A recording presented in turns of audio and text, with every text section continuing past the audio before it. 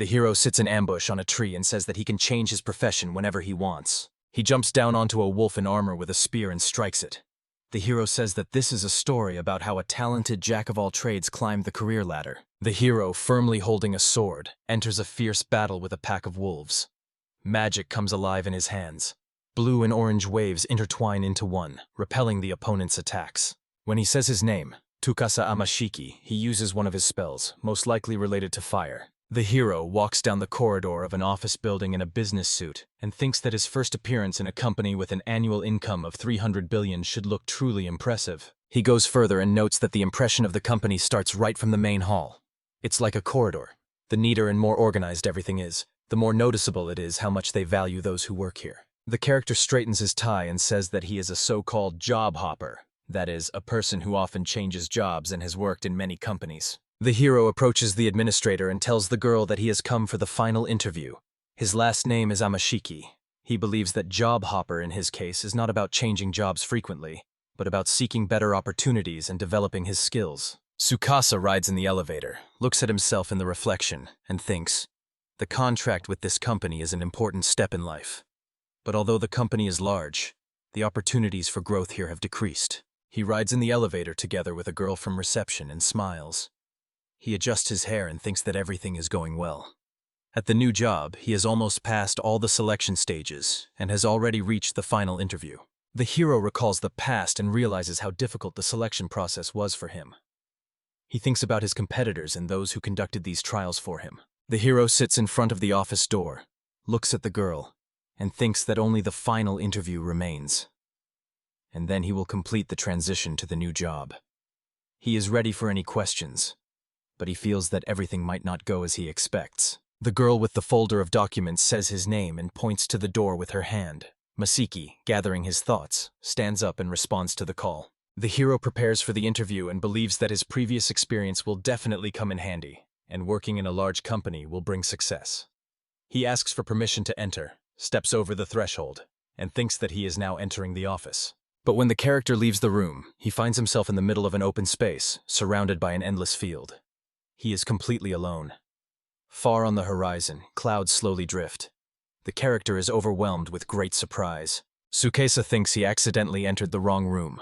He recalls that large companies often have break rooms where employees can relax during their free time. He understands that he is exactly in such a room. Looking around, the hero sees that there are no doors behind, and an endless field stretches all around. The hero again looks around in surprise and realizes that he has found himself in a place completely unfamiliar to him. The hero begins to panic, grabs his head with his hands, screams, and asks where he is and what this place is. He is tormented by the thought of what will happen to the last interview. The hero runs his hands over his face and notices that the skin has become softer. He looks at himself in the phone and realizes that he looks the same as when he was 18 years old. He has become younger. Amasaki tries not to despair, calming himself with the thought that with such experience at a young age, any company will gladly hire him. He understands that now is not the time to think about it, looks around again and wonders if there are such places in Japan at all, and if he is really in Japan right now. The hero looks around and touches the local plants, saying he has never seen such before. Small winged balls fly past him, and he is frightened and amazed because he has never encountered such creatures. The hero stands amid dense thickets of unfamiliar plants and looks around. He wonders if he might have ended up in a completely different world. He recalls that Hitman is a popular technique in games and anime, but now it seems quite natural for him to think about it. At this moment, the hero finds something in the breast pocket of his jacket. The card says, Status of Amosika, Quadrupoldi. The character looks confused because he does not understand what it means. He has not seen this card before. He tries to recall familiar things about Isekai, the menu, the team, the condition. And at that moment, an important thought comes to him. The hero understands that this character sheet is information about him, but he thinks that seeing an assessment of his abilities in the form of numbers in real life is impossible. He believes he has extraordinary magical abilities, exercises for health, but in reality is an ordinary office worker. Suddenly, a system window appears on the screen with the inscription, Jack of all trades. The hero looks at it in complete astonishment. The hero reviews various system windows.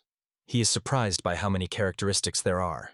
He notices that his specialization allows him to change skills at any moment. The amount of magical power spent depends on the chosen profession. And Mashiki wonders if this specialization became a unique skill because he often changed jobs.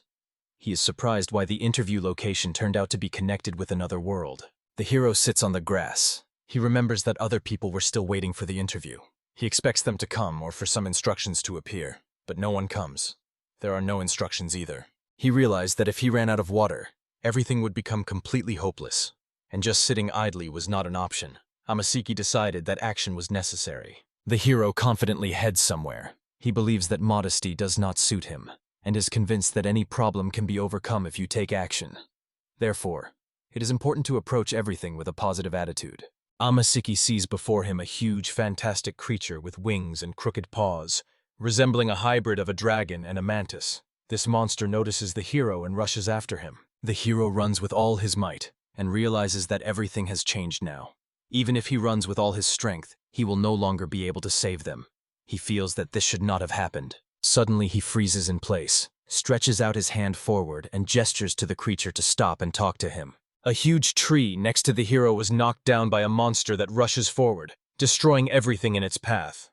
The hero was scared, but miraculously remained unharmed. The mantis didn't even touch him. And Mishiki realizes that everything he has done so far has yielded no results. Meanwhile, a huge insect slowly sneaks up on him, creating a new danger. He understands. If he stays here, he will die, so he needs to act. He notices that everything around can be used as a weapon.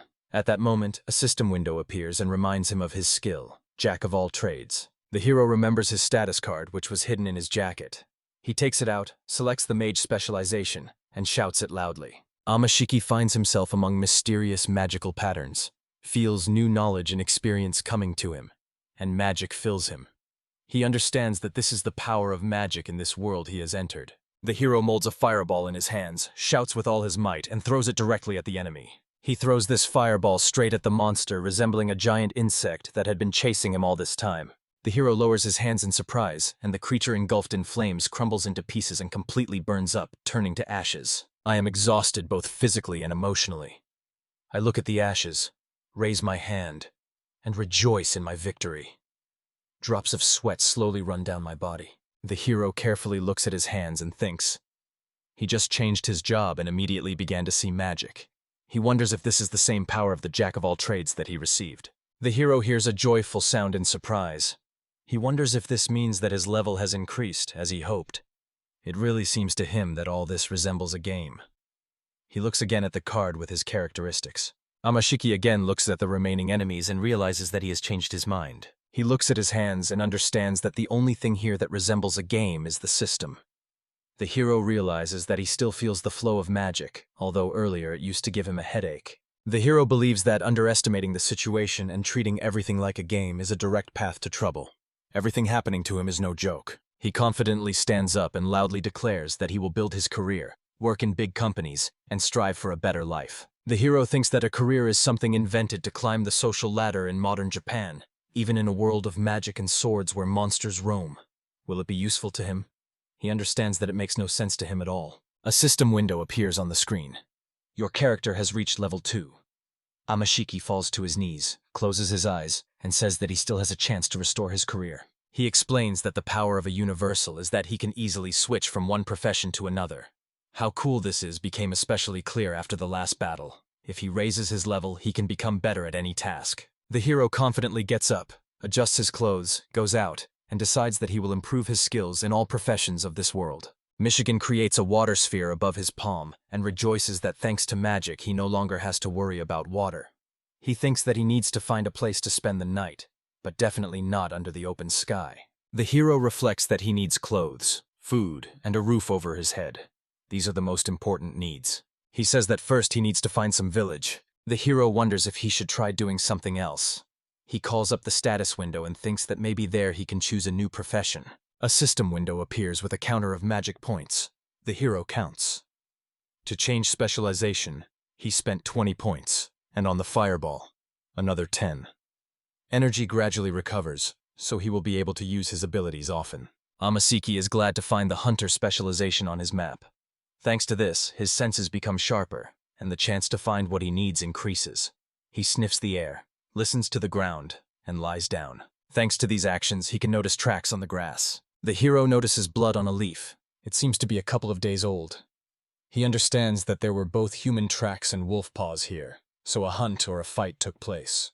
He decides, if he follows these tracks, he will definitely come across a village. The cat quickly moves through the tall grass, pushing it aside with his paws, and eventually reaches the village. The settlement is fenced. Smoke rises from the houses. The hero notices that it is more of a village than a hamlet, but right now that is not so important. He realizes, there are people here. He did not even expect to be so happy to meet someone, and he becomes a mage again. Near the gates, a boy with a spear meets him. Bamashiki straightens his suit and tie and greets the guards with a smile. The main hero tells the guard that he looks at him as if he is plotting something and asks why this is happening. The guard remains silent in response and looks threatening. The guard says that the hero's clothes look very strange and asks where he is from. He answers, naming his name, Tsukasa Amashiki. Tsukasa adds that it would probably be more accurate to say that he is a traveling mage. The man with the pistol is surprised by the hero's special skills, and says that a person with such a profession could not have gotten so far. Amasik turns around and also looks surprised. The hero does not understand what the phrase about work means, and the village watchman asks to show his ID. Masashiki takes a card from his pocket and gives it to the guard, thinking that this is a strange way to prove his abilities. The guard is surprised that a real mage is in front of him and apologizes because this happens very rarely. He smiles and says that master craftsmen are often hired by entire countries or noble families, or they become adventurers in large cities, so in remote places few of them do small jobs. The hero replies that he understands everything, and in that case also understands the guard's skepticism. The guard continues to explain that masters always look for places where their skills are most appreciated and well paid. Amashiki replies that he honed his magic in the mountains, but later realized that he missed life among people, cautiously hiding some details. The guard understands him and says that it is not surprising that the hero lacks cleverness. The hero notices that he was called a fool. The boy with the spear becomes embarrassed, is silent, and then addresses him by his first and last name. The main hero replies that he can simply be called Tsukasa. The guard wants to ask Tsukasa for a favor and calls him to step aside for a minute. The hero asks where he needs to go, and the guard replies that he wants to discuss everything in detail in the village elder's house. Arriving near a large wooden house, the guard calls the village elder and asks him to come over for a minute. The chief was not surprised and did not ask what was happening with the card named Zozo. He replied that a true jack-of-all-trades had appeared in their village. The elder exclaims joyfully and asks Zozo again if it is really true. The guard replies that he checked the hero's status, and he really is a mage. Amashichi addresses in bewilderment, who is standing a little aside. The village head approaches the hero, introduces himself and gives his name, Esta. The hero is glad to meet him, also gives his name. He says that Zozo wanted to ask him something and hands him his status card. The elder explains what the hero's task is. Monsters have appeared near the village. Silver wolves. The hero understands that the tracks he saw in the forest belong to these wolves, and now everything becomes clear to him. The village elder says that if there were fewer wolves, they would have managed on their own, but that is why they asked Mr. Tsukasa to help defeat these predators. The character asks if there are still people here who can do a bit of everything, to which he is told that only peasants remain. Then the hero realizes that there are even fewer such jack-of-all-trades than he thought. Smirk smiles and thinks that there is always a danger of monster attacks here. The risk is very high, but there is a lot of work for those who can fight them. Dukas asks to tell him more about these silver wolves. The village chief and the guard are very happy about this. According to Esti and Zozo, these wolves are real monsters with silvery fur. They have sharp claws and fangs, are very agile, and have an excellent sense of smell. According to all adventurers' assessments, their danger level is almost the lowest, E. The elder explains to the hero that if all the villagers unite, they can defeat the wolves, but their village is small, and everyone is barely surviving and working hard. The elder says that if anyone gets injured during the fight with these monsters, they will no longer be able to work, and those who remain in the settlement will need protection. The hero understands that it is these monsters that prevent people from evacuating. Esta and Zozo persistently ask the hero to fulfill their request. They promise to reward him well for the work. They beg him to help. The hero understands that he has already dealt with such monsters before, so making a decision will be easier for him. Moreover, Tsukasa remembers that he decided to build a career in this world as well, so he agrees to the offer without hesitation. After all, it is beneficial for him. Esta and Zozo are very happy with this turn of events. They thank the hero guardly and friendly pat him on the back. Zuka says it is still too early to thank him, because he has not yet started the real work. But Zuzo still shouts words of gratitude. The hero considers them naive peasants. I am Siki, and I know absolutely nothing about this world. I have no money, no shelter, no food. Now Zozo and Asta will take care of me, and it would be right to start by paying them, since they were the first ones I met here. The hero says he needs to hurry but stops and asks if it would be difficult for his new acquaintances to give him something to eat before starting work. Tsukasa worries that they will also have no food, and thinks that this problem can no longer be solved. But still he gets some food, thanks SD and Zozo for lunch, and goes outside. He notices that he is full, and also received comfortable clothes that are easy to move in. At first he plans to return to the rails he saw a little earlier. The hero in a new nice cloak stands in a clearing and marvels. There are so many plants around that he has never seen before. He is curious about their names and what the locals use them for. The hero remembers his status and decides to look at which professions he has on the list. He learns about the profession of an appraiser. This is a job that allows determining the value of anything. If applied to a person, one can find out their status. However, how complete the information will be depends on the level of this profession. Thanks to this profession, he learns more about the plants around. One of them can be used as a healing herb for cuts and burns, or for making medicines and potions. This is Zuru. The hero thinks that if he sells this plant, he can earn a little money. The hero collects these herbs and remembers that among the professions were pharmacist and alchemist. He thinks that in the future it would be useful to make medicines and potions himself. This opens many new opportunities. The hero sees Fausto's Zuru. Through his abilities, he feels that it tastes terrible and causes stomach pain. Tsukasa is surprised and says that this is really dangerous, and if he did not have his skills, he could accidentally collect a fake herb. The hero notes that his ability is very convenient even in a world without the internet. He can always, as if by waving a magic wand, extract absolutely accurate information from the depths of consciousness. He believes that changing professions has its peculiarities. Tsukasa explains, in games you can reach a certain level in a profession and then switch to another. Here it is the same.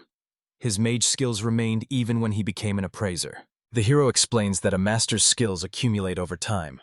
At this moment, he creates a stone needle simply from the air, naming the object he wants to obtain. Tsukasa was surprised that the tip turned out smaller than he expected, but took it seriously. Suddenly, his creation rapidly flies into the air at a crazy speed, which he did not expect at all. The hero froze and looked puzzled after the object. He suddenly feels that he has lost a lot of magical power, and falls to the ground, showing his condition. The hero notices that he spent 50 of his 550 magic points trying to create a spearhead, which immediately flies away from him. The hero lying on the ground is annoyed that he uses magic not as a wizard, and notices that it is completely ineffective. Tsukasa lies on his back to rest and thinks, skills that fit your job are always the most useful. Otherwise, the unique traits of each profession simply lose their meaning. He believes that even if the power is not that great, it is still wonderful to wield magic like a swordsman and wield a sword like a mage. The hero thinks this is very convenient for sudden attacks, and the advantages of this ability are more important than the rapid loss of power. Lying on the grass, Tsukasa thinks that he currently has too little magical power, so he will not be able to do anything. To use his abilities to the fullest, he needs to level up and fully recover. While the hero rests, he hears the footsteps of some animal nearby. He listens cautiously. Rising to his feet and hiding in the bushes, the hero notices a faint smell of an animal nearby. He wonders if it could be the silver wolf. Tsukasa understands that before him is a real silver wolf. He notices that they are walking right next to the settlement where he was just now. A window appears on the screen with information about the silver wolf. The hero notices that the level of these wolves is lower than his own, so if he suddenly has to fight, he has a chance to cope. Amashiki focuses, quickly devises a plan, and decides to act. He shouts a spell to change profession and becomes a mage again. A glow appears around him, and he creates stone projectiles. The hero kneels, creates a stone blade, and using a spell, shoots it. The strike with the tips catches the wolves by surprise, and only one of them manages to jump back in time. Tsukasa notices this, and is surprised that he missed. The wolf looks at the hero with a fierce gaze, and suddenly attacks the master. The character uses a spell again, forms a stone spike, and directs it straight at the last wolf. The wolf still strikes the hero, but at that very moment a stone tip flies out of the spear. The animal, pushing the hero away, falls back very close by. Tsukasa watches this carefully. The hero carefully examines the fallen enemy. touches him with a finger to check if he is alive.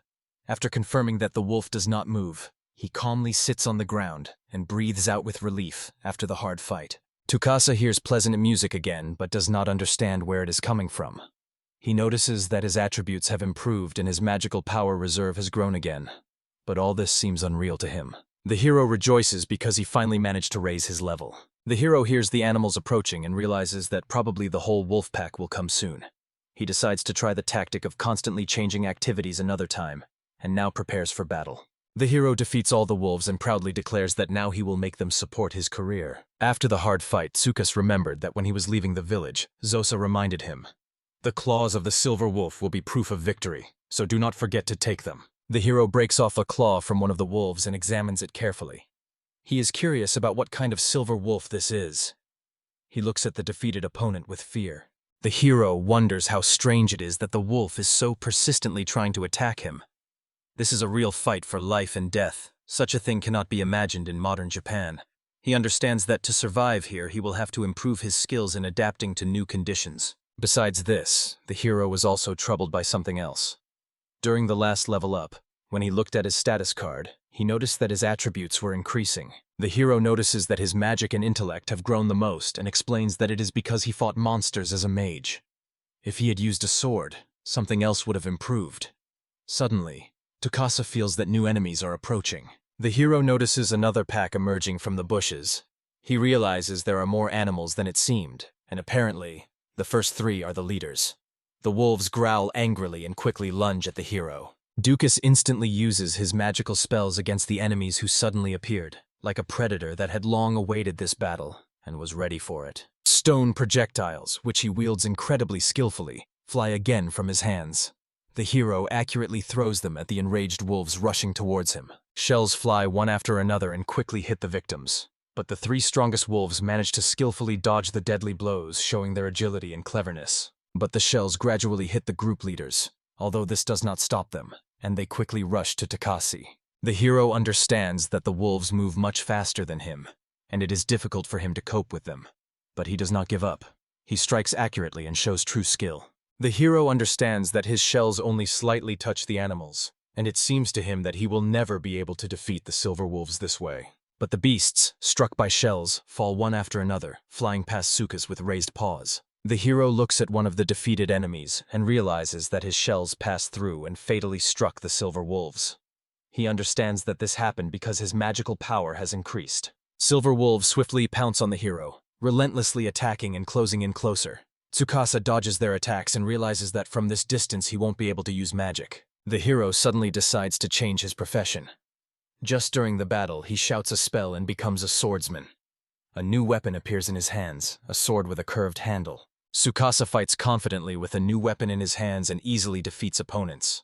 He feels that thanks to the new specialization, his strikes have become much stronger. The hero notices that the monsters have started moving much slower and thinks that it is because he has become a swordsman. He continues to defeat the wolves one by one. The hero deals with a new wave of enemies and breathes a sigh of relief. He hears a pleasant sound again.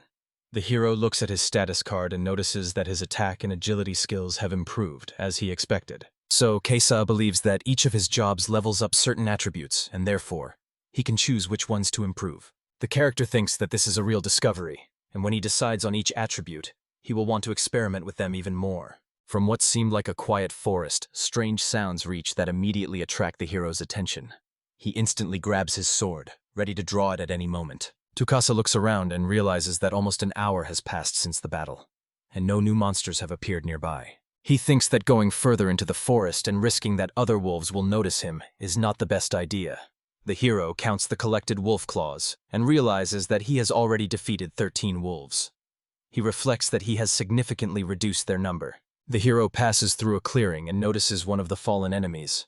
He realizes that he has come to a place where a battle had already taken place before. Tsukasa carefully examines the fallen beast and says that he thought the remains of the wolves would disappear immediately after the battle. But looking now, he notices that the fur is still very well preserved. Also, Tsukasa recalls that Zozo said, "The symbol of victory is the fangs." He remembers that he knows how to appraise things and uses this skill again. System windows appear on the screen with an evaluation of the wolf parts. It says that the fur is warm and soft, suitable for clothing or blankets, and the meat is heavy but very tasty. The hero thinks that all this can come in handy and does not want to neglect his opportunities. He casts a telekinesis spell, lifts the defeated enemies into the air, and takes them with him. Tsukasa decides to bring all the wolves to the village. He thinks that if he were a hunter, he could handle them himself, but for today, he has had enough. The hero breathes a sigh of relief. He decides to leave the task of butchering the meat to the villagers. The hero uses magic to take the animals with him and sets off for the village. The villagers, seeing the bodies of silver wolves from afar, raise the alarm. They panic and shout to each other that trouble is approaching. Monsters are coming to them, silver wolves. The settlers notice a huge ball of fur rolling out of the forest. They grab their weapons and fall into panic. The village chief even faints. Everyone shouts that they have never seen such a terrible monster before. The villagers cautiously approach the wolfskins, holding their weapons at the ready. One of the guards peeks inside, sees the exhausted face of Tsukasa, and gets scared. The hero sighs wearily, releases all the animals at once, and finally reaches the destination. The locals get scared, not understanding what is happening, and panic scatter in all directions. Zozo recognizes Tsukasa, gets scared, and shouts to him, asking what is going on, pointing at the wolfskins. The hero looks at the garden in surprise, then turns around, realizing what he is being asked. He replies that next to him is a silvery wolf, while the carcass hangs in the air and spins in different directions. Zozo asks fearfully why the wolf is suspended in the air, to which the character explains, "It is telekinesis." Then he asks if magic is often seen in action here. Tsukasa explains to the villagers that he thought wolf carcasses might come in handy, so he brought them to the village. Zozo wonders how the hero managed to carry all these carcasses by himself. The village elder runs to the hero and joyfully shouts that Tsukasa has returned alive. The hero hands the elder a pouch and says it is proof of his hunt. He reports that he brought the claws of 11 wolves, although he actually defeated 13. The character tells the villagers that he thoroughly searched the entire area, but found no more wolves, so he is sure he destroyed the whole pack. The villagers listen to him with bated breath, then happily start celebrating, hugging each other and congratulating on the victory. The hero watches in surprise as the villagers celebrate. He thinks that there is no one in this village who could protect them. They probably had to worry often. The hero realizes that he himself has become stronger and learned a lot of new things. This means the day was truly fruitful. Tsukasa joyfully embraces Zozo and exclaims that now the entire village belongs to him. The hero feels a bit embarrassed by this. While the guard shakes him strongly by the shoulders, the hero says that he is just doing his job and does not deserve thanks. But the village elder replies that they are still indebted to him with their lives. Zozo and Esta accept the sack with silver wolf claws and bow to the hero as a sign of gratitude for his help. Tsukasa thinks that he is just helping for a reward. He did not even expect the villagers to thank him so much. Esta and Zozo invite him to go together to the square. The hero recalls how this situation is similar to the moment when he made a deal with a big company. He remembers two men in suits who considered him an ordinary university graduate who thinks that everything in life is simple. The men in suits whisper among themselves. The hero thinks that he will have to do everything himself again and save everyone. He remembers how X and Y said they did not like it. But he is ready to bet that next time it will not be so. Tsukasa recalls his ordinary life and realizes that it was actually a simple misunderstanding and jealousy among colleagues, although at the time it seemed mundane to him. The hero feels that he can no longer endure this cozy atmosphere in the settlement, gets nervous, and suggests changing the topic of conversation. The hero pointed at one of the defeated wolves and asked the villagers if they could take on the task of dismantling the silver wolves. Zozo agrees, saying that they are exactly the ones who should be entrusted with this matter because they are perfectly suited for it. The hero realizes that the atmosphere has really changed just as he wanted. The men begin to cut the meat, and the village elder approaches Tsukasa and asks what he plans to do with the rest of the prey. The hero replies that he will sell the wool and leave the meat to the villagers. The elder thanks him, as such meat is a great rarity for them. Meanwhile, they put a cauldron on the fire to cook the meat they caught. Estes asks the villagers to bring everything they have. People happily carry plates with vegetables, various bottles, and other food. The village elder also urges everyone to bring alcohol. The peasants take turns pouring their drinks into one large barrel, and the elder announces that today everyone can drink peacefully, without fear. The hero sits on the porch near one of the houses together with someone's child. Around, people are having fun, peeling vegetables and preparing dishes. Someone drinks straight from the barrel, someone sets the table. The hero realizes that all this resembles a real celebration. Tsukasa falls to the side, barely losing consciousness. The child next to him freezes in surprise. The village elder notices this and runs to the main character, loudly calling his name. Eska asks the hero what happened to him. He apologizes, says he is just very tired and needs to rest, and also adds that he would gladly stay in their village if it were possible. The elder agrees and also apologizes for not offering him to stay earlier. The village elder escorts the hero to his home and shows him where he can lie down. Only when the hero reaches the bed does he collapse onto it with all his might. Tsukasa takes off his armor and lies down on the bed, thinking about how he will have to start everything from scratch in this new world. He says he wants to make the village his base to hunt new monsters, become stronger, and explore the world because he knows almost nothing about it. Meanwhile, the celebration of the victory over the wolves continues in the street. The hero is blinded by the bright sun. He is surprised that it is still light outside. He wonders why night has not yet come and turns away from the light pouring into the windows. Tsukasa thinks about how he almost managed to fall asleep. He assumes that in this world there is no night at all. He buries his face in the pillow he was lying on. The village elder knocks on the hero's door and asks if he is not asleep. The hero quickly gets dressed and opens the door. The elder explains that Tsukasa was sleeping soundly, and they did not wake him. The hero replies that he is very grateful for such care. The village elder says that such a dream is not strange after Tsukasa fought with a wolf pack. He brings him breakfast and offers to try it. The hero is brought a tray with 2 plates of food and bread. He says he will not refuse to eat because he has not eaten anything since last evening and thanks the elder for the hospitality. Tsukasa happily begins to eat, scooping dish after dish with a spoon. He thinks about how the soft sweetness of the milk in this dish perfectly combines with the vegetables. He notices that there are even pieces of potato and carrot here. The hero really likes this dish. The hero notices pieces of meat there. He wonders if these leftovers are from the monster he fought. He thinks it is beef, and it simply melts in his mouth. The hero cannot even imagine that such delicious meat could belong to a monster, as it looks so appetizing. Tsukasa thinks about how the juice and fat come out when he bites, breaks a piece of bread, and mixes it with the food. He thinks that the bread goes perfectly with the stew, just as he expected.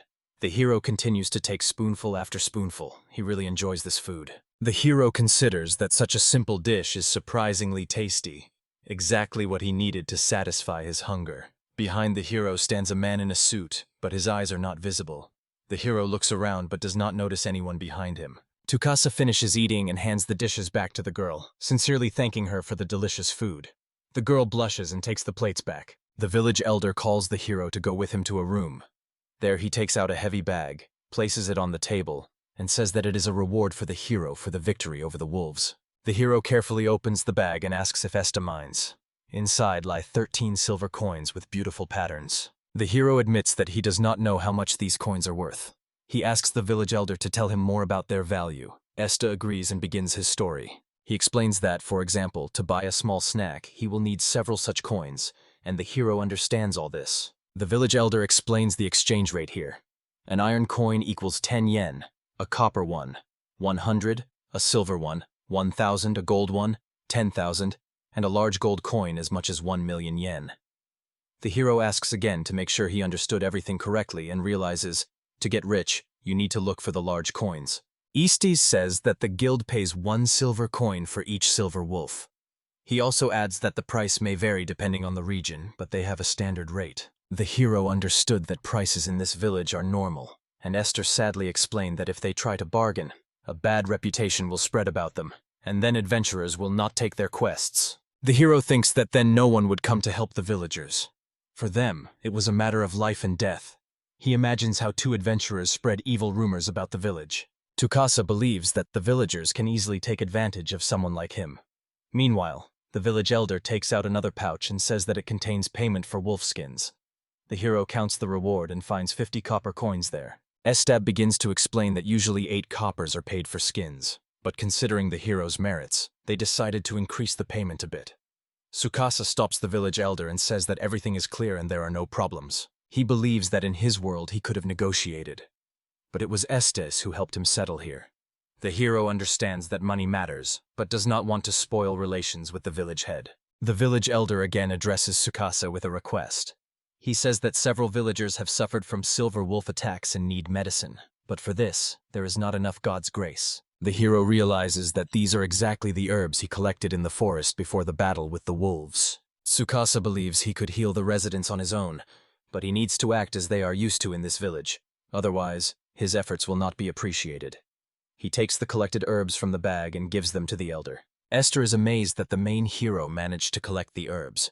She says that Tsukasa is truly special, but he refuses the praise and says he did nothing special. The village elder says that he will now take the herbs to the local apothecary. The hero is surprised that there is an apothecary in the village at all. Esther explains that this girl is not a real pharmacist. She does not have any specific profession. The hero believes that if there were a person with a narrow specialty here, he could learn something new. An elderly woman in baggy clothes suddenly opens the door before the heroes. She asks what they need and immediately says that without herbs she cannot help them at all. Tsukasa is surprised that the apothecary yells at them right from the doorstep. The village elder tells the herbalists that they have brought the medicine. The hero wonders if the woman always talks to everyone like that, or if this is just a special case. The heroes enter a hut filled with various herbs and potions. The apothecary quickly invites them in, while one hero notices an unpleasant smell and wonders if all these plants are truly medicinal. The woman reaches out her hand. The hero does not understand what she wants from him. She shouts for him to give her the grass. Tsukasa nervously takes out a bag and pours out Godzilla grass from it. The herbalist says that the herb is perfect, and now she can finally prepare medicine for the sick. She also notes that the hero is lucky. If there was anything extra in the herbs, she would have taught him a good lesson. Tsukasa asks the woman how she manages to make medicine if she does not have the necessary education. She glances at him for a moment. The herbalist asks what the hero is mumbling under his breath and, loudly explaining, says, "If there is knowledge and skill, anyone can make medicine." Tsukasa cannot believe his ears. She explains to him that to cook food it is not necessary to be a chef, and here it is the same. Tsukasa is surprised and asks what the difference is then. Tsukasa asks the pharmacist what the advantages of being a pharmacist are. He replies that he himself does not understand very well, but believes that a pharmacist collects and mixes ingredients faster and better. He thinks that Tsukasa knows more about all this than he says. The hero realizes that specialization helps to expand and improve already acquired knowledge, as well as certain skills. He fully understood what the herbalist was talking about and was about to leave, but she suddenly stopped him. The pharmacist tells him that she needs his help to prepare the medicine, so he will have to stay here and work. The village elder leaves, wishing Tsukasa good luck. The hero is a bit confused. Although he dislikes something, he still stays in the apothecary's house and gets to work. He mixes the ingredients in a large bowl. The hero approaches the herbalist and asks if what he prepared is suitable. She looks at the potion and says it turned out well. She gives him a new vessel and tells him to mix everything once again. The hero is confused again but forced to work. He thought the apothecary only needed herbs for the potion, but it turned out not to be so. Tsukasa does not understand why he is doing this at all. He thought he would learn more about drug creation, but instead he only performs hard and monotonous work. The woman tells him to move on to the next barrel when he finishes with this one. She yells at him not to shirk work. The tired hero decides to check if his efforts help him work more efficiently. He does not consider it cheating. The hero uses magic and changes his specialization. The herbalist looks at him in surprise. The hero finally understood what each herb was needed for. Now he skillfully sorts them and quickly mixes them in a large container. The woman notices that he is getting better and better at working with herbs. The character thanks her. He remembers how he felt when he was a swordsman. Now he finally understands how to control his body. He understood everything and addresses the herbalist by name, Lady Gerda. The hero asks her if she is drying her herbs now. She agrees and says that indeed the treatment will be more effective. Tsukasa assures that he can manage faster and asks her for herbs. He understands that apothecaries have special skills that need to be tested. The character uses a spell to dry the plants, and they instantly wither in his hands. He gives the herbs to Gerdak. She is surprised and wary. The potion maker tells Tsukasa that he spoke as if he were a mage. She explains that mages do not have such a spell, but the hero was able to dry the herbs so quickly. Tsukasa feels that the atmosphere here is very tense. He says that his special ability is that he can change specialization. He explains that he just switched to apothecary to use this skill. Gerda suspiciously asks how he managed to change specialization from mage to apothecary. The hero is amazed that she considers his abilities unusual. The herbalist healers shout and cannot believe what is happening. They say that no one has ever changed their specialization. One of them advises the hero to think with his own head. The hero is surprised that he is being lectured about common sense in a world where there are swords and magic. Herta explains to him that specialization is given to a person from birth. and it is impossible to change it. She is confident that she is telling the truth. Tsukasa is very surprised. He thought this world was like a computer game where everyone can easily change their characteristics and abilities whenever they want. He understands that some people can, of course, increase their level of specialization, but deliberately changing their skills and abilities is impossible. The hero thinks that even with such great experience, Herta did not know about his unique abilities. He feels that his specialization is very rare and perhaps even unique in this world. The healer tells Tsukasa that with such power one must be careful. He agrees and understands that with such abilities it is important to know whom to tell about them and whom it is better not to. The pharmacist says that with such abilities he will become a very valuable assistant to her. The hero is surprised by such an offer. He believes that even providing simple help is not easy, and now they are adding new conditions to which he was not prepared. He explains that he actually has less experience than it seemed at first. Herta asks the hero if he agrees with her proposal, and inquires about his level of specialization as an apothecary. Tsukasa replies that he has the first level. The herbalist hits him on the nose and says that is exactly why he needs to keep working. She explains to him that even starting small, he will be able to create more types of medicine if he constantly acquires new knowledge and experience, but for this he needs to try his best. Gertis says that life is extremely valuable in this world, and studying medicine will in no way hinder the hero in his affairs. Tsukasa understands that he has nothing to object to. The healer gives him more and more herbs until he has no space left in his hands. The hero suddenly realizes an important thing.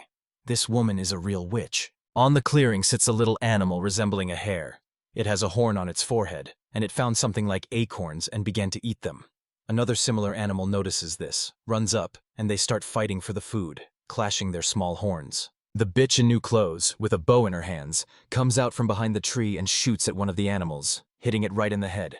The second animal got scared and ran away. The hero rejoices again at gaining a new level. He lifts the body of the defeated beast and says that he has been living in the village for a week and hunts monsters in the forest every day, which he encounters on his way. The hero says he hunts horned rabbits. Their meat is very tender and juicy. Such a dish is simply impossible to ignore at dinner. And this meat is also adored in the village and by Tsukasa himself. The hero tells that it all began when the village pharmacist Gurdak openly started to use him and interfere in his life. This was the beginning of events full of adventures and battles that completely changed his view of the world. When the locals saw him near the apothecary's house, they invited him to go with them to the village lands for hunting. The hero became interested in this offer from the locals. The peasants said they had a problem and asked Tsukasa to go with them.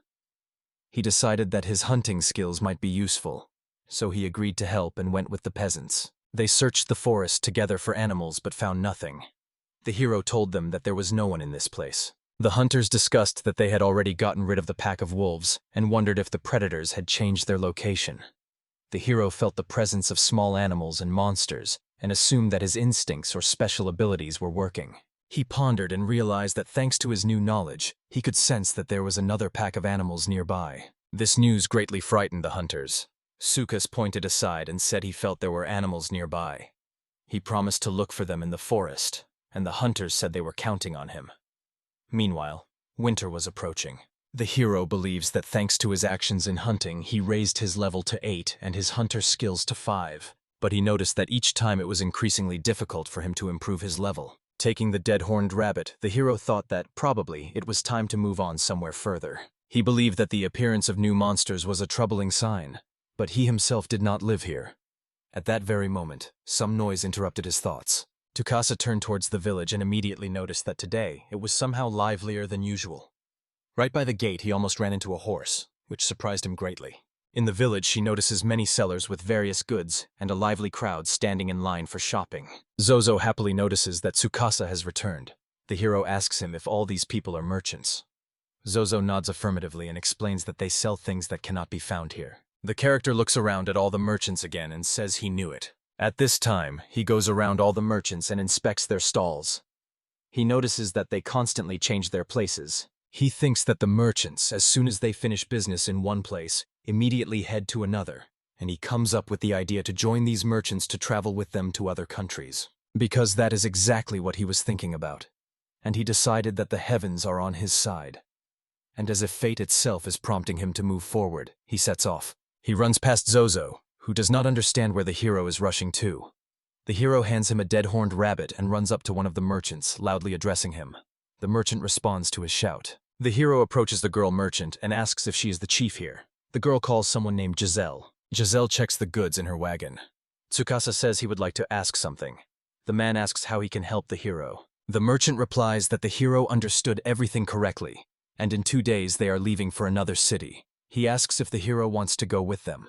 The hero says he will go if possible. Giselle agrees to take him along. He asks if Tsukasa could help guard their caravan on the road, because with such an experienced hunter nearby, everyone feels safer.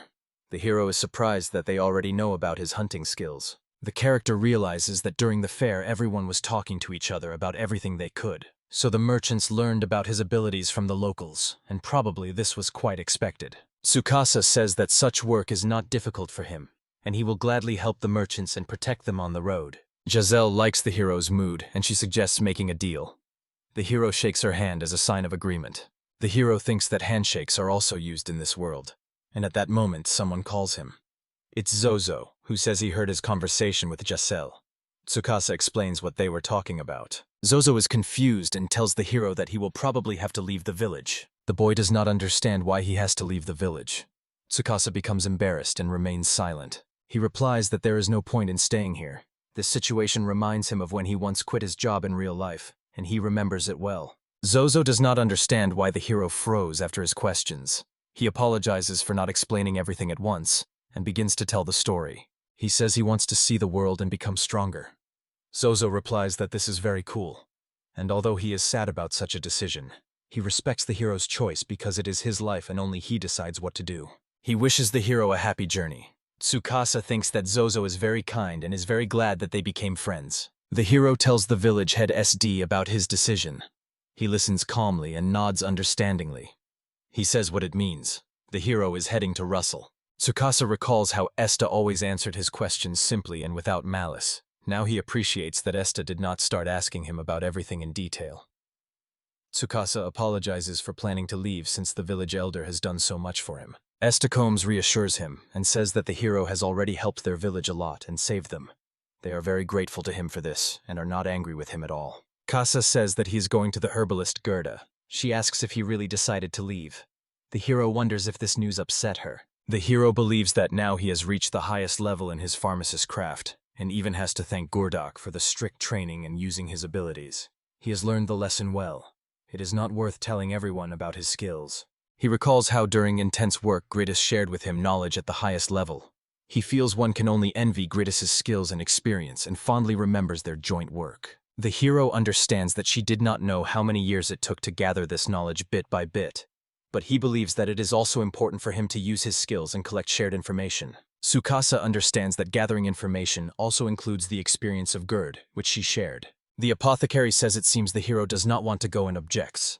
Gurdok replies that then he must be given as much knowledge as possible before he finally leaves. The hero does not understand why he has to go through all this. Merchants enter the herbalist's shop, and this surprises the hero.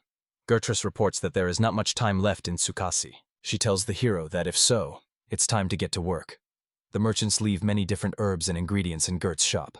The hero thinks he does not have that many tasks, but in the end, he is up to his ears in work and helps Gurdok until his very departure. The morning of departure came. The hero said goodbye to all the residents, and they cheerfully saw him off, gathering near the main gates. Tsukasa is amazed that so many people came to say goodbye to him. Jazel says it is natural because he is a true savior to them. The peasants say goodbye to Tsukasa, wish him all the best, and ask him to take care of himself. The hero gets into the carriage. They shouted at him to train even harder and become stronger, and the hero was pleased to hear it. Jazel asks the character if he is ready to set off. He agrees and says that it is time to go. He adds that staying here any longer dulls his senses, which is completely unlike him. The carriage sets off on the road, and Tsukasa is glad that this very village became the beginning of his journey. From the forest comes a rustle and noise. The merchants nervously turn their gazes there. The hero says he knew they would appear. The merchants wonder where the silver wolves came from and why monsters appeared in this area at all. Then Kosa asks the driver to go as fast as possible. He says he will deal with the animals himself and try to delay them to buy some time. Kosa prepares to cast a spell. The hero realizes that the silver wolves are targeting the horses pulling the carriage. This is exactly what he was counting on. The character begins to cast a spell, saying it is time to complete the last task. The wolves chase the carriage but fall into magical traps set by Tsukasa and get injured. Some still continue the pursuit. The hero again creates stone projectiles and throws them at the silver wolves, but one manages to dodge. It goes around the carriage from the side and heads toward the expensive horses. Tsukasa leans out from the end of the wagon, takes out his bow, and the merchants inside firmly hold his leg so he doesn't fall out. The hero draws the bowstring of Tayat, and the arrow flies straight at the enraged animals. The arrow pierces through the last wolf, and it falls. The danger has passed. Yasel happily notes that the character managed to drive off the pack. He says he will now stop the horses to receive a reward. Tsukasa refuses and replies that it is not worth it. He understands that he cannot allow the merchants to linger here for long. The merchants do not argue over the small reward. The carriage moves on. He says he really wants to see new places as soon as possible, so he does not want to delay. He is also eagerly looking forward to gaining new experience in unfamiliar lands. The carriage departs beyond the horizon. On the road there was a cart pulled by 2 horses. The main character and the merchants sat next to the goods in barrels and sacks. They were talking among themselves. One of the men cheerfully told Tsukasa that he could sell a lot of goods. The boy replied that he did not want to. Suddenly, the coachman's voice was heard. He called the main character and said that a city was visible ahead. Tsukasa immediately looked out of the carriage and smiled. The boy saw Russell ahead, who was shouting the name of the city. The cart was approaching a city surrounded by walls. A large queue gathered near the city entrance. The hero looked anxiously at the queue. He realized that the guards with spears had blocked the passage and were checking people. Seeing one of the visitors show something to the guards, the boy pondered. Then Tsukasa realized that he had no proof of who he was in this world. He imagined the guards detaining him and throwing him into a dungeon. The main character addressed the smiling seller Giselle and asked if anything needed to be done to enter. He replied that yes, it was necessary. He said that I needed to show a registration number and pay a fee. Tsukasa calmed down, realizing that everything was simple. Suddenly, the boy noticed a group of people. They showed something to the guard and passed further without paying. He told the merchant about it.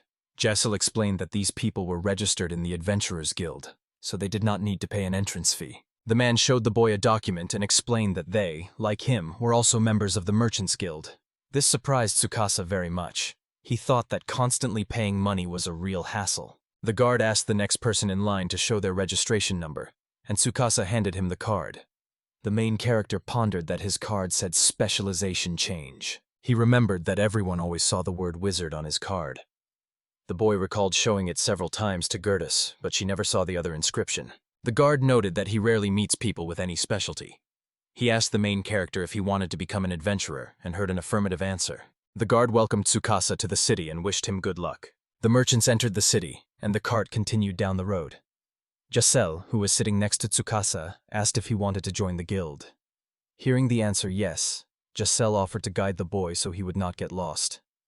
Tsukasa thanked him. Sitting on the cart, Tsukasa thought that he wanted to master all professions and live well. He remembered that in another world he had the same dream.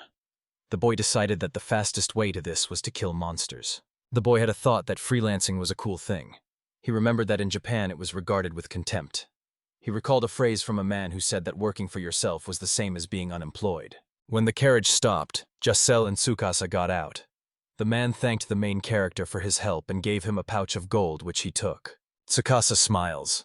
He asks the merchants what they are going to do next. The men began unloading the goods. Giselle enthusiastically replied that once they arranged everything, they would immediately start trading. The boy asked in surprise if they did not want to take a break, but heard in response that time is money. Tsukasa replied that he understood everything and wished the merchant good luck and farewell.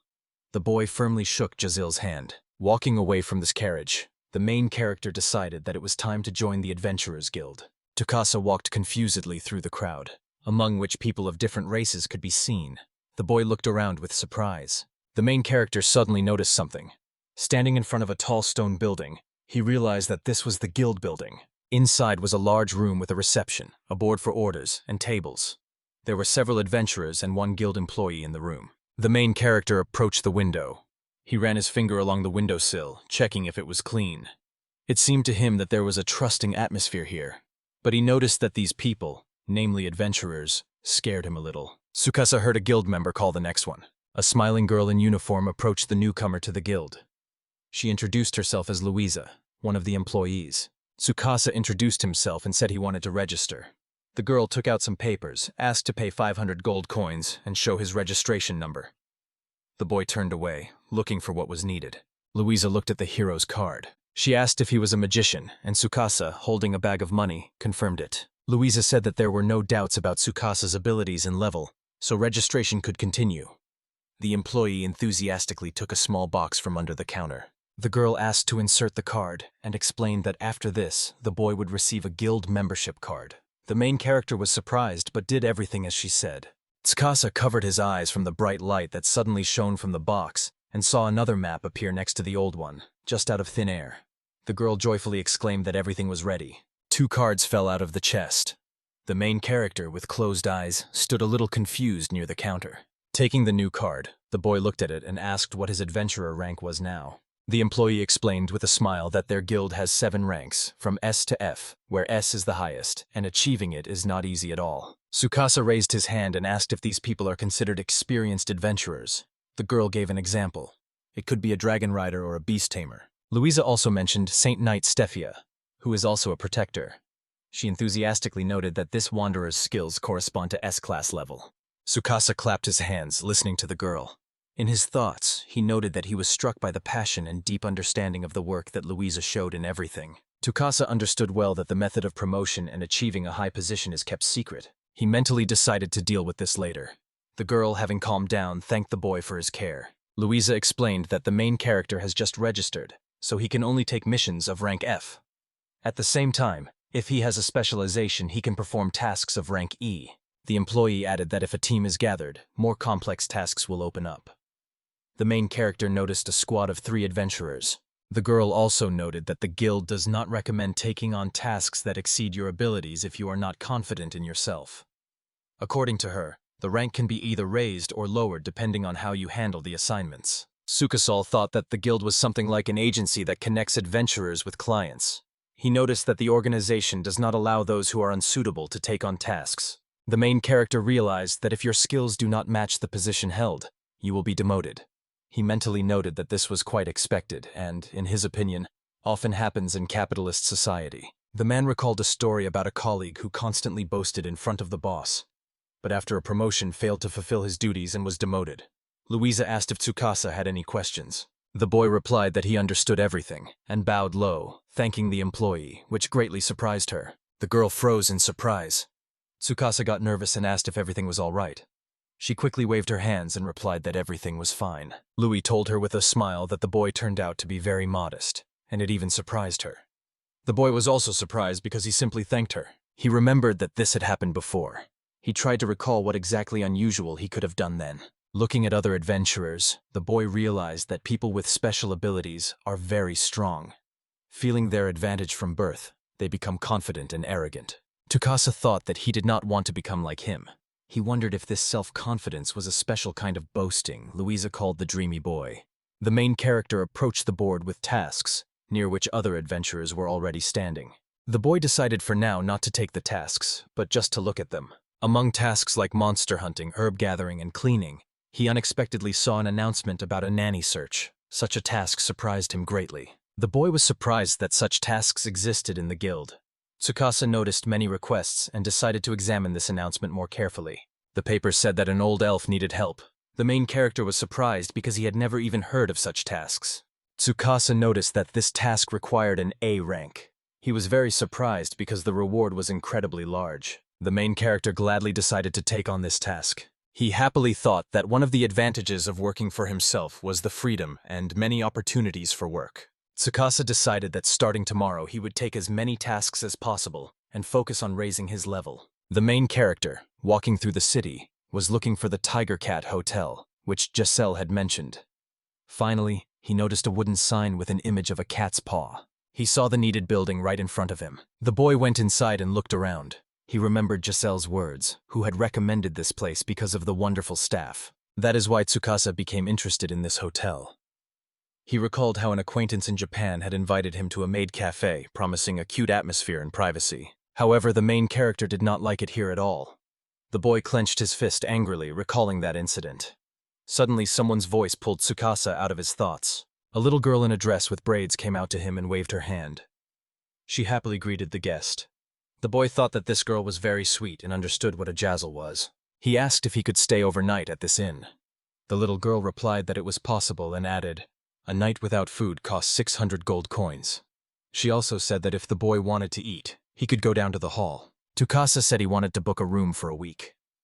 The worker standing on the stairs thought for a moment and calculated that it would cost 4,200. The girl asked the guest to write down his name and added that she would help if he couldn't write. Tsukasa, writing his name, replied that it was fine and was surprised that there were people who couldn't write. The girl looked into the notebook, read his name, and addressed the boy, "Mr. Tsukasa," and he replied that she should just call him by his first name. The little girl introduced herself as Nola and said she was glad to meet him. Tabaxi and the main character were going up the stairs. The girl held a key in her hand. She said that since Giselle recommended this place, Tsukasa would definitely like it. The boy understood why the merchant was so happy about this inn. Nola opened the door and quickly ran inside, spreading her arms as if showing the room to the guest. It was a small and simply furnished room. Tsukasa thought that this place was much bigger than his home in Japan, and even looked much more comfortable. Boxy called this room wonderful and said with pleasure that she cleaned and washed here every day. She added that no one would like to live in a dump instead of a proper room. The boy silently thought that the little one was really wonderful. Tsukasa understood that cleanliness was very important for beast folk because of their sharp sense of smell. The boy suddenly remembered this and sniffed his shirt. He recalled that he had washed a little during the week-long journey with the merchants, and he wondered if he smelled unpleasant now. Tsukasa asked the girl if there was a place in the city where one could wash. Will smiled and answered, "Yes." Tsukasa stepped barefoot onto the stone slabs and entered the huge public bathhouse. Looking around the large hall, the main character realized with admiration that this place was much bigger than he had imagined. In his opinion, it could easily accommodate 50 or even 100 people. A dragonborn approached him from behind. The main character immediately noticed a reptile that passed by and immersed itself in the bath. Tsukasa, looking at the humanoid calmly lying in the water and standing near the bath for gnomes, was surprised at how many different baths exist for representatives of other races. The hero smiled, thinking that a public bathhouse in another world was a real wonder.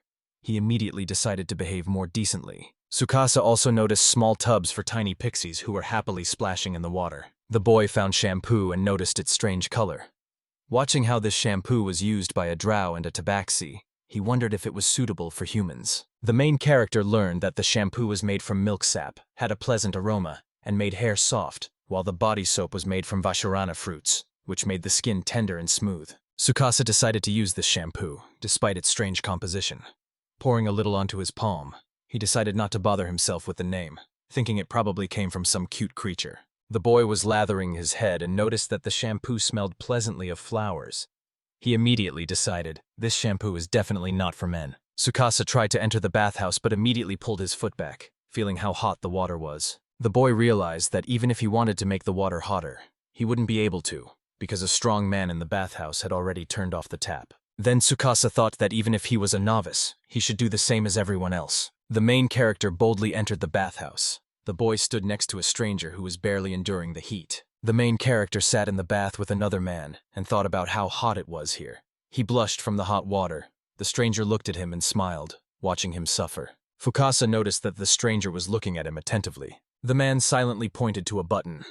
The main character became interested in what kind of button it was. The adventure stopped him, and water poured over the surprised boy. He realized that it was a button for the shower. Surprised, Tsukasa felt a magical power while standing under the shower and wondered if the water in these baths was heated by magic. He became curious whether this ability was a special skill. The boy with a confused look noticed the serious gaze of the stranger. He immediately smiled, and the man liked it. The happy main character and the satisfied stranger sat under the streams of the shower. The boy thought about how cozy it was to live in this world. Tsukasa felt wonderful. He thought that bathing was very pleasant. Then he realized that he should have done this from the very beginning. It seemed to him that the hot water washed away all the fatigue. Having looked at the other baths, the boy noticed that other visitors liked it here too. The traveler realized that even in foreign worlds, public baths are the coziest place. Then Kasa confidently stood up, deciding that he was already ready for tomorrow's adventure. Suddenly, the boy saw a calm lizard in the bathhouse and realized that it was a hot spring. The traveler splashed in the water, quickly approached and pressed the button, turning on the hydro massage. But a strong stream of water knocked Tsukasa off his feet. The sign on the wall showed that these baths were intended for reptiloids. The humanoid looked confusedly at the person who fell into the water. In the morning, Tsukasa went down to the hotel lobby. Nola greeted him cheerfully and asked if he had slept well. He stretched, thanked the tabaxi, and said that he had indeed rested well. The girl asked the boy what he wanted for breakfast. When he did not answer, she recommended their signature steak. Tsukasa agreed, saying that he also wanted to try. Then Nola passed the order to her father. The humanoid lion who was cutting the meat accepted the order. The female tabaxi with the salad looked at the girl. Lev prepared the steak, and the girl served it to Tsukasa, apologizing for the delay. The boy watched her as she walked away, carrying several trays at once. The main character was surprised by her strength. The traveler decided to try the dish, although the steak was still hot. Lifting a piece with his fork to his mouth, he noticed a lot of fat on it, and after tasting the meat, Tsukasa was surprised that it had no unpleasant smell at all. The main character thought with joy that he had never even imagined before that he would have steak for breakfast. He remembered how once he ordered it in Japan. Suddenly, he was distracted by someone's voice.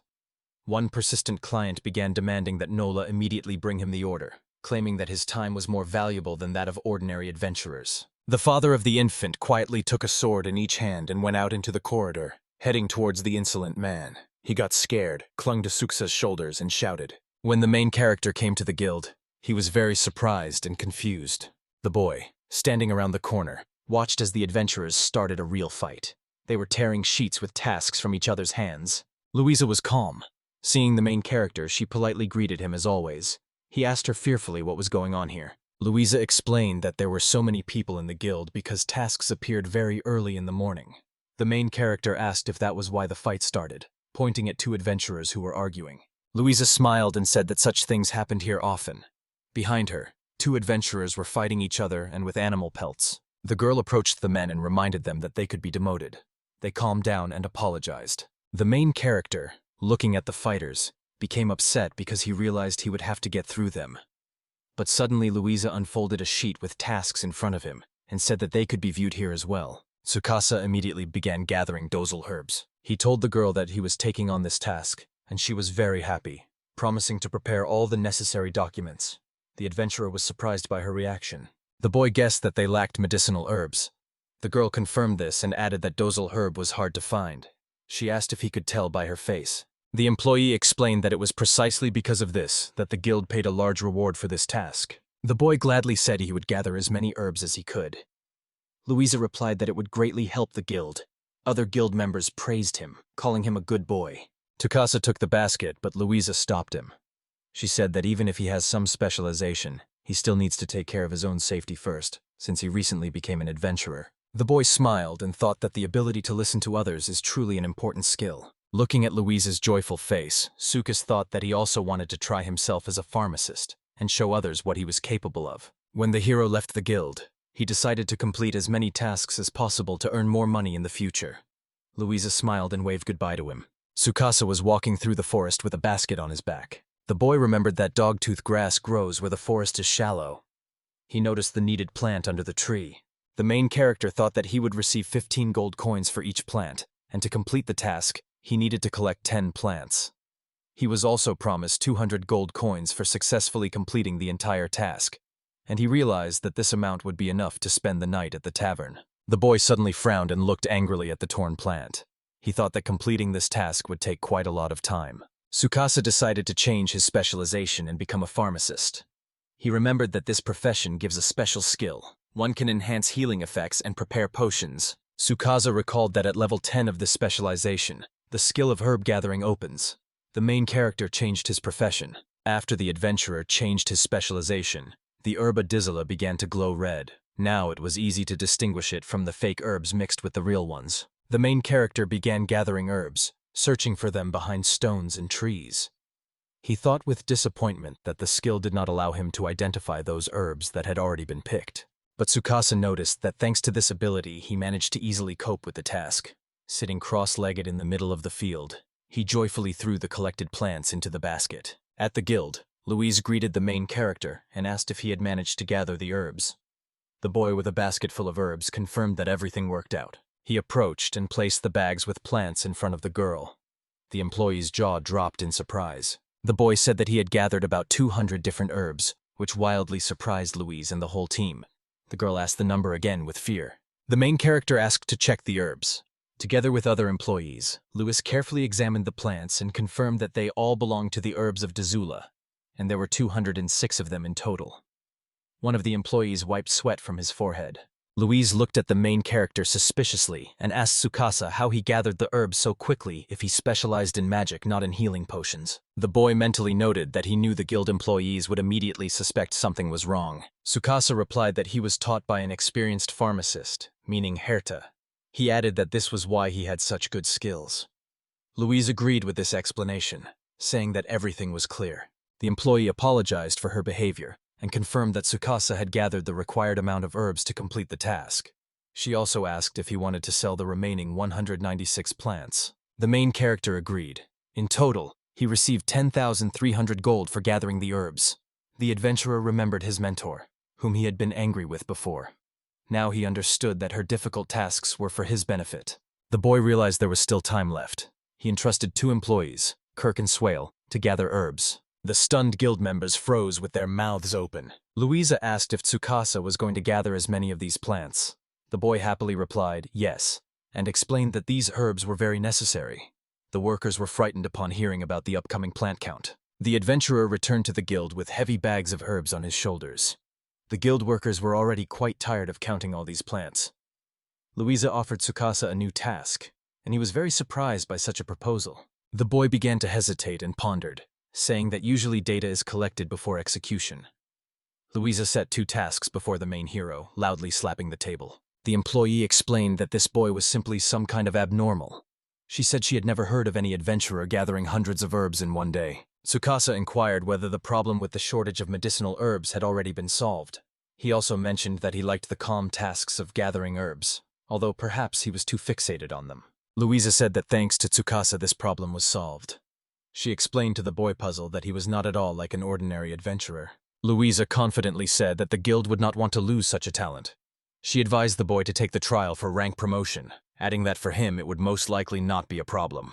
The boy was very surprised. Suddenly he slammed his fist on the table. Tsukasa enthusiastically informed Louisa that he agreed to take on this task, which slightly frightened the employee. The main hero realized that this was the dreamed of, long-awaited power. The boy clenched his fist and resolutely raised his head, deciding to destroy all the monsters. Tsukasa addressed the worker and asked what needed to be done. Louisa, understanding her duties, handed him the task to deal with the boars and other small jobs. He said he would take on both tasks, and this surprised her greatly. The female employee smiled and said that for a mage like Tsukasa, it was not difficult at all. Finally, the girl asked the main character to be careful. Louis stamped both tasks. When Tsukasa was walking through the forest, he recalled how he had already encountered strange beasts and monsters in this world. He managed to defeat many of them. He wondered if he had already crossed the line of an ordinary adventurer. The main character thought that kobolds and boars were probably ordinary monsters. He became curious about which one he would meet first. The boy suddenly knelt on one knee and happily began gathering herbs. He instantly came to his senses, looked at the plant in his hand, and was surprised. Tsukasa exclaimed that he had gotten too carried away with gathering herbs. The traveler stood up, explaining that he did it out of habit. He decided to focus because today was a very important day for him, and at any moment he could encounter monsters. Suddenly Tsukasa noticed a red boar. The beast charged at the main character. The god released a magical blast at the animal to repel its attack. The boar fell, and this pleased the boy greatly. The adventurer immediately noticed an icon depicting meat with surprise. Suddenly, from both sides, 2 more angry, loudly roaring boars jumped out of the bushes at Tsukasa. The main character defeated them with one spell. Stones grew from the ground, and the animals were thrown into the air. The main hero broke off the fangs of the boar with one move. He was glad that he managed to win, and even got a small scratch during the fight. Tsukasa thought that he was leveling up his magical abilities when using spells. On one hand, it was good, but on the other, he understood that his development was uneven. Then the traveler realized that his strength was in the ability to quickly adapt to different specialties. He understood. The more useful skills in reserve, the better for him. Then Tsukasa decided to try his other skills on the kobolds. The main hero came across a kobold camp. There he noticed a dog-like beast carrying homemade spears. The boy changed his specialization to thief. He rushed at the monsters and thanks to his ability Steel, snatched a weapon from one of them. The kobold was very surprised and scared when he saw that the spear he had held just a moment ago suddenly disappeared. Tsukasa quickly changed his profession to spearman. He swung his new spear widely. The blow hit the kobold right in the face, and the monster fell to the ground. Another spear-wielding monster immediately jumped back in fear. The main hero, tightly gripping the weapon in trembling hands, was glad that he managed to achieve his goal. Another monster rushed at the boy with a roar, but the main hero twisted the spear in his hands and repelled the attack. With a strong spear swing, he pushed the enemy back.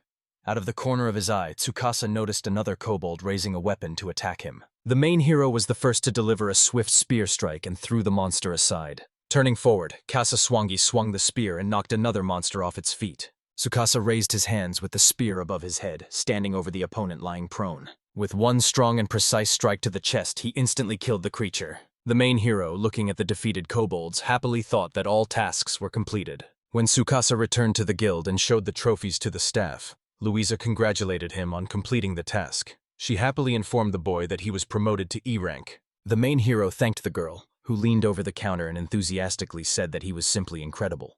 She added that he was the first to rise so quickly in the Adventurers Guild. The boy tried to explain to the employee that it was due to his specialization, but she interrupted him. The girl objected that other adventurers had not achieved results earlier than in 10 days. Seeing how enthusiastically the employees worked, the main hero thought that this was a great achievement for the guild. He said he wanted to continue working hard and rise to D rank, and Weiser noted his modesty. The main hero enthusiastically decided that he would definitely reach S rank. Lou advised him to be ready for more additional tasks and always have healing and restorative potions on hand. Tsukahasa's enthusiasm disappeared. He looked suspiciously at the girl and realized that Louisa had inadvertently said something important. The main hero believed that potions were created by alchemists. Although the boy could make them himself, he was curious to see how others did it. He asked Louisa where to buy potions. The girl explained how to find the shop and added that its owner was an alchemist. Tsukasa exited the guild building and headed in the indicated direction. He thought with excitement about meeting a person with a specialization for the first time. The main character realized that he wanted to establish more useful acquaintances for future benefit. He remembered how Louisa answered uncertainly, and it worried him. Walking through the city, the boy remembered that arranging with those who have specialization was not easy. He thought it was because of their difficult character. The main character hoped he would be lucky to avoid problems. When Kasa approached the place that Louisa showed, he was shocked by what he saw. The frozen traveler stopped in front of the huge, luxurious building. Tsukasa entered the luxurious, shining potion shop. The main hero looked at the shelves with potions and was amazed by the luxury that prevailed around. The boy realized he was like in a jewelry store. He leaned down and began examining the goods. He was looking for healing potions. He saw potions of agility, magic restoration, and underwater breathing. Soon the main character found what he was looking for. In the display case lay healing potions of 3 levels. Weak potions healed minor wounds, medium ones mended broken bones, and the strongest helped restore even lost limbs. The boy understood. The higher the rank, the more effective the medicine. He gloomily thought about the lost limbs. Tsukasa looked at the prices and was surprised that for the weak potion one had to pay as much as 100 gold coins. The boy was stunned. Clutching his small bag of money, he remembered he had earned only 14 gold coins gathering herbs. He thought indignantly that for such money the potion should definitely work. Behind the main character, an alchemist suddenly appeared and asked the buyer if he liked the product. The boy got scared, screamed, and was very surprised. A short elderly man in expensive clothes appeared before the main character. His face was dissatisfied. The boy complained that the seller had scared him. Tsukasa apologized, smiled, and politely explained that he belonged to rank E, and the prices in the shop surprised him a bit. The alchemist snorted disdainfully and irritably called the main character a low-level adventurer. The man began to explain that the price of his goods was so high because of expensive raw materials, and also because he himself gathers herbs and has studied alchemy for many years. Tsukasa looked at the potion with distrust. The main character estimated the cost of the weak healing potion and realized that it should cost about 2,000 gold, much less than the stated price. The alchemist talked about himself and his family. But Tsukasa did not listen to him. Lost in his thoughts, he remembered that alchemists usually charge a lot of money for their services. However, adventurers still need to find a way to get treated. The seller continued talking, and the main character remembered that he himself used to be involved in trading. Recalling the past, Tsukasa remembered his boss's words. He can set prices for his goods himself, regardless of how much they cost. Meanwhile, the alchemist continued talking about himself. The main character realized that the cost of raw materials does not matter. The main thing here is the skill of the alchemist himself, and it is more valuable than any gold. The alchemist was outraged that Tsukasa was not listening to him. The boy was confident that he had the abilities of an alchemist. He smiled broadly at the seller. The main character quickly left the store, said goodbye. The seller irritably told him not to come back. Walking around the city, the traveler happily decided to start preparing a potion. Arriving at the crowded market, Tsukasa began walking between the stalls, buying all the necessary ingredients and bottles. Standing in front of the equipment on the table, the boy noted that he also bought several gadgets at the tech store. Tsukasa changed his specialization and now became an alchemist. At first, the boy decided to make magical water. He poured ordinary water into a pot and carefully lifted it above the table using telekinesis. The traveler infused the water with his magic. Then he created a fireball. To his surprise, it began to heat the water. The liquid in the pot started to sparkle. The main character realized that the magical water was already ready. The boy wiped the sweat from his forehead. While the water poured into jugs was cooling, the main character decided to work with the extractor standing on the table. He carefully tore off 10 leaves each from the black thrush herb and from the ordinary herb. Then he put these leaves into a round flask and, using a spell, crushed them. When he finished, Tsukasa again created a fireball to heat the leaves. The liquid began to boil. The main character reads the spell, carefully looks at the extractor, and holds his hand forward. The boy takes medicinal components from the mixture. Then he secured all the parts. The frowning boy crossed his arms over his chest and patiently waited while the jar filled drop by drop, then closed the lid. The potion was ready. Tsukasa realized, the more potions he sells, the more experience he gains. The boy enthusiastically began to prepare even more potions. Day changes to night. In the morning, Tsukasa opened the window and drew aside the blinds. Then he noticed that it was already dawn outside. He realized that he was so absorbed in his potions that he didn't even notice the morning had come. The boy standing by the window turned and looked at 2 boxes filled with the potions he had prepared. Tsukasa calculated that 1 potion costs 2,000 gold.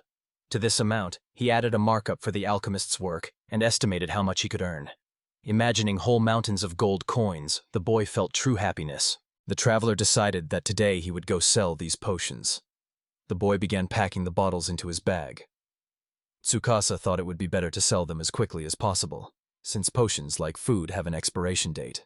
The boy slung the bag of potions over his shoulder. The main character left the house, said goodbye to Nola, who was sweeping the floor. He thought that no one here knew him, so hardly anyone would want to buy his potions. The traveler went out into the city and headed where he needed to go. Tsukasa remembered how yesterday he found a place that would help him solve his problem. Stopping near the needed store, the hero raised his head. The establishment was called Lysel's shop. The sign said that there was an in-house appraiser here. The traveler decided that as soon as the appraiser in this shop saw his potions, they would definitely want to buy them. The boy patted the bag with potions and opened the door. The bell above the door rang. The boy entered the potion shop, where, besides him, there was no one. A bored elf behind the counter greeted him without much interest. The girl looked at the boy indifferently. The main character looked around and thought that there were almost no customers in the shop. Approaching the cash register, Kesa handed the girl his bag and said he wanted to offer her his goods.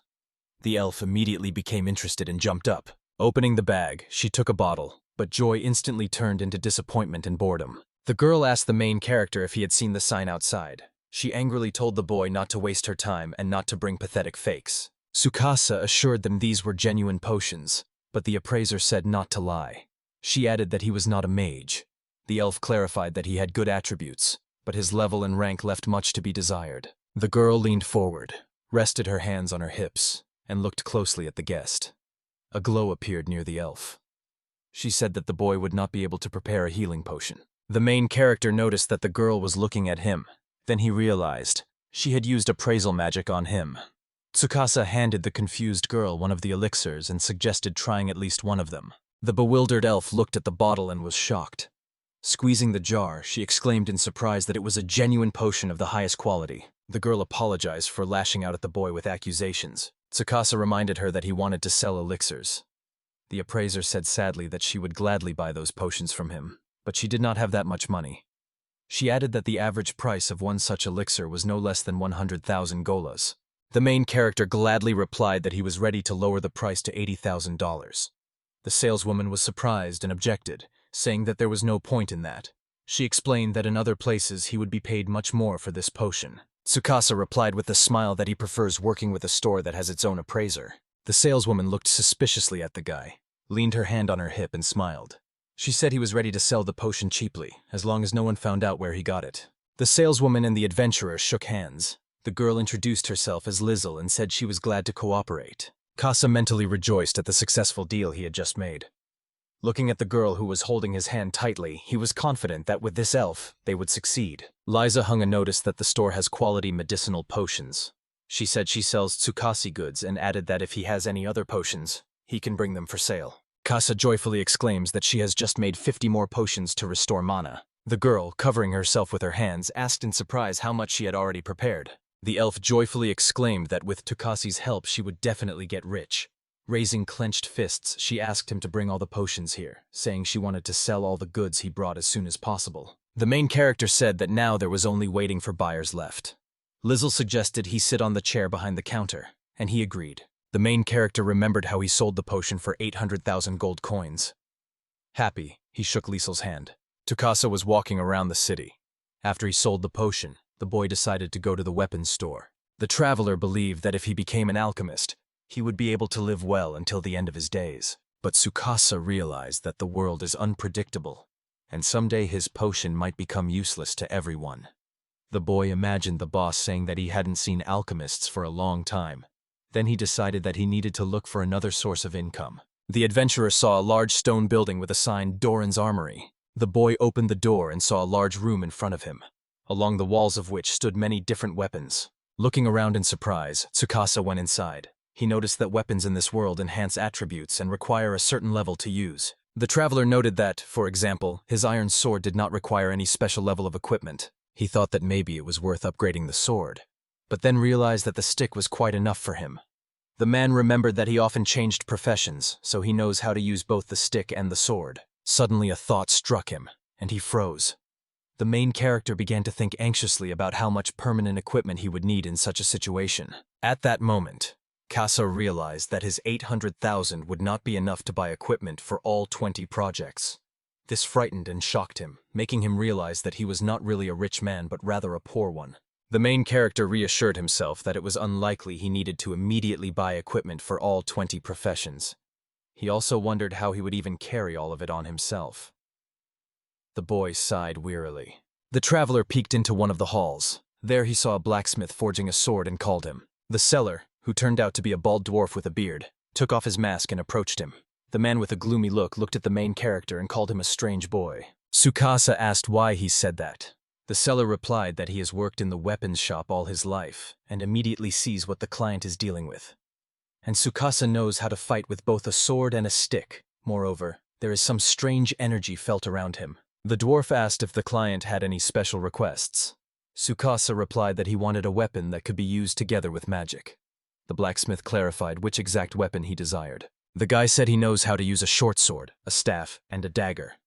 Devoige suspiciously asked how he could master different weapons, but added that if the client has money, he will sell anything. Tsukasa told the blacksmith that this spear would suit him too, and when he left, he again called his client a mysterious boy. The gnome brought several types of weapons, and Tsukasa realized that carrying so much was simply impossible. He decided that he would have to leave all the weapons in the living room and then pick the specific one for each situation. The main character said sadly that he wants to get some things, and the seller replied that he has such. The cashier immediately became interested and asked if it was really so. Drypick replied that they are bought at the auction by well-known experienced adventurers. Koval added that the starting price of the inventory was 10 million zlotys. This greatly upset Tsukasa. The main character sadly replied that he would manage without the inventory. He thought that he might not even be able to participate in the auction. Looking at his client, the blacksmith noticed that the boy still needed to buy armor. Tsukasa looked at the armor in the hall. The seller said that better equipment could be bought from level 10 and advised purchasing it in advance. The main character agreed, noting that the seller was right. The man looked cheerfully into the basement and did not understand why everyone was looking at him so strangely. The main character thought that although the blacksmith looked rough and unfriendly, he actually cared about his clients. The traveler hid his sword in the sheath. Leaving the store, Tsukasa thought that he needed to train to wear good armor. Suddenly, he noticed a crowd of armed men staring intently at him. Tsukasa was confused and stopped, not understanding why everyone was looking at him like that. One of the crowd approached Tsukasa and asked if he was the newbie who had risen through the ranks so quickly. Tsukasa replied that he was and asked what had happened. The men said that he was doing well. The main character thanked them. Standing in the guild and looking at the task board, the main character noticed that with the promotion to rank E, more tasks had appeared. He said with enthusiasm that just one task would be enough for him to level up. Tsukasa handed the task sheet to Louisa and asked if he could take it. The task was to kill 20 goblins. Louisa agreed, and added that now this adventure had rank E. The worker asked the main character if he had managed to brew the potion. He replied that he had, and added that he was only able to do it by a miracle. He also noted that alchemy was an amazing profession. Louisa said sadly that many people have to work in the same profession all their lives. Then, turning to Tsukasa, she said she was happy for him. The boy added that working at the reception every day was not an easy task. The main character mentally noted that he was pleased to meet such a kind person as Lizzle. He recalled how energetic and passionate this young elf was. Placing her seal on the document, Louisa smiled and wished the main character success in this matter. Tsukasa quickly dealt with the goblin with a swift sword movement. A few more monsters rushed at him shouting. The boy swung and threw 2 opponents aside. The third opponent blocked the strike with a club. After Tsukasa neutralized the enemy, his weapon broke. The boy happily noticed that he was moving unusually easily. He decided that it was thanks to the new equipment.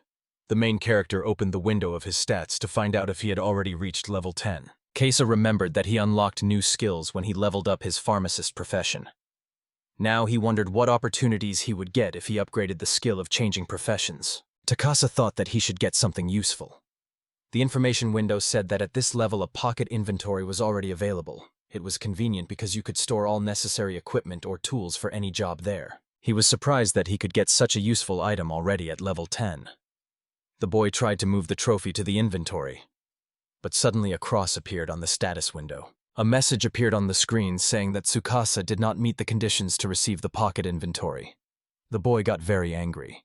Then a new message came. First, you need to raise 5 professions to level 10. Tsukasa thought he had leveled up the pharmacist profession only to level 10. He was sure he still had to raise 4 more professions to level 10. The adventurer decided it would be easy. Tsukasa decided to raise the level using goblins, who reproduced quickly and scared the local residents. He dealt with the 20th goblin. The notifications showed that night work was raised to level 5. Tsukasa noticed that the quest was already completed. But he did not stop hunting monsters because he had not yet unlocked the conditions for obtaining inventory. The traveler was jumping from branch to branch, and suddenly, sitting on a tree, the main character noticed many monsters. He saw kobolds and goblins.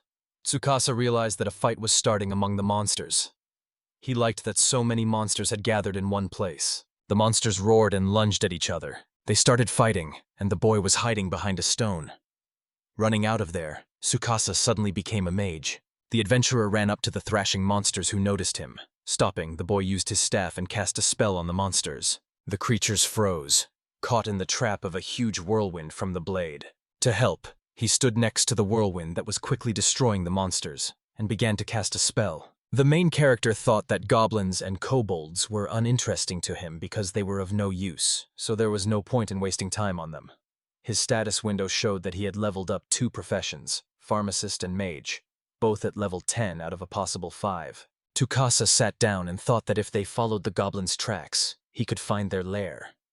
He remembered the rank E task, to destroy the storage of these monsters. The traveler decided that if he wanted to raise his level, he should complete this task.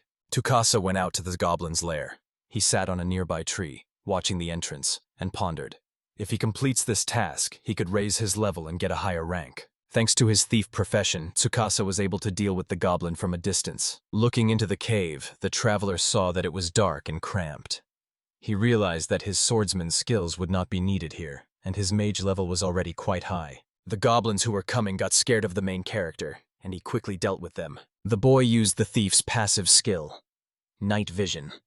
Then Tsukasa decided that it was in this cave that he would improve this profession. During the fight with the monsters, the adventurer noticed. Each new level adds him strength and skills. He realized that he had significantly more advantages than those who had only one profession. The boy dealt with the goblins. Tsukasa felt that he behaved more like an assassin than a thief, and in the future, he would like to master this craft as well. As the adventurer went deeper into the cave, he saw the main goblin sitting on the throne. The boy thought about how arrogant this creature was. He recalled that these goblins were much stronger than ordinary ones, and if he was not careful, he could die. Tsukasa gathered all his strength and rushed into the attack. Using telekinesis, he attacked the goblin. The adventurer quickly dealt with the monsters. The giant goblin roared, and new creatures rushed at Tsukasa. He realized that the monster had called for reinforcements. The new opponents turned out to be stronger, but the main hero was much more agile than them. Suddenly, the traveler noticed a fiery vortex. Tsukasa managed to dodge, unlike several goblins. Then the traveler understood that this giant goblin had no equals even among his own kind. He realized that even among monsters there are many evil creatures. The traveler decided to change his approach and first deal with the shaman. The monster noticed him and created another fireball. Tsukasa did not succumb to his spell and responded with a strike that made the shaman scream. With one blow, the adventurer dealt with him. The tall goblin got angry and tightly gripped his sword in his hand.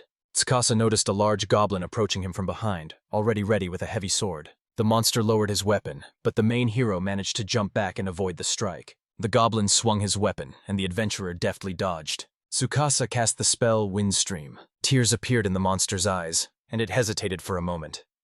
At that moment, the main hero prepared to strike. However, the main hero's sword could not inflict damage due to the monster's thick skin, and Kasa was confused. The goblin swung again, but the boy cast the spell Shockwave once more. Receiving the blow, the monster dropped the sword, bent over, and screamed. The traveler used the spell Flash, and the huge goblin was defeated. The boy was glad that he had leveled up so quickly. The swordsman profession had already risen to level 7, and the thief profession to level 10. He had upgraded his skills and professions to level 2, and Tsukasa himself reached level 4. The traveler noted that this was the strongest opponent he had ever encountered, and it was thanks to this battle that he gained a lot of experience. Suddenly, Tsukasa noticed a strange light. Something brightly lit on the big goblin's chest. The boy remembered that sometimes among monsters there are those who have magical stones inside. He ran up to the monster and took out the magical stone. The system window informed him that this item contains the power of a living creature and can become the basis for creating weapons, magical items, or other equipment. Tsukasa was lucky, and he was very pleased with this. The main character thought that he only needed to improve the skills of a warrior and spearman, and today he would receive his pocket inventory bag. The adventurer received notifications. In the first, he was informed that he had reached level 10 as a spearman and level 12 in changing professions. In the second, they said he met the conditions and received the pocket inventory. Tsukasa was very happy with the new find. Just before him, a small chest appeared in the air, floating. The main character looked at his things. Now he had quite a lot of them. He activated the transfer of items to the warehouse, and they disappeared. A list appeared on the screen showing that everything was now in the inventory. Tsukasa raised his hands to the sky, feeling true happiness. So, Kos returned to the guild late in the evening. Louisa noticed that he was late. The traveler replied that he was currently busy leveling up. The girl noticed that today he had defeated many monsters. During the inspection of trophies, the worker was surprised when he found among them a magic stone of the Supreme Goblin and a trophy of the Shaman Goblin. Tsukasa explained that he got these items when he destroyed the goblin nest. The worker asked the boy in surprise if he really dealt with the entire goblin nest on his own. The adventurer asked excitedly if that would be enough to get a new rank, but the girl replied that it was not that simple. The girl said with admiration that still defeating D-class monsters alone was already a great achievement. Louisa noted that it was obvious. Tsukasa's abilities were clearly higher than rank E, and this could be considered cheating with ranks. Other employees said this was a serious violation. To this, Tsukasa replied that such an accusation sounded rude. The girl advised the traveler to ensure that his rank corresponded to his true abilities.